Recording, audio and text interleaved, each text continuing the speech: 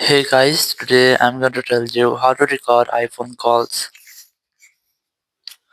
If you're using any iPhone and you want to record your iPhone voice calls, so let's see how can you do that. You just have to simply open your settings app. In settings, you just have to make sure that your iPhone is up to date. So go for general, go for software update, and you just have to make sure that you haven't any pending software update. If you find just try to update your software, then go back from here and you just have to scroll down, look for apps section. Select apps, just scroll down and look for phone app here.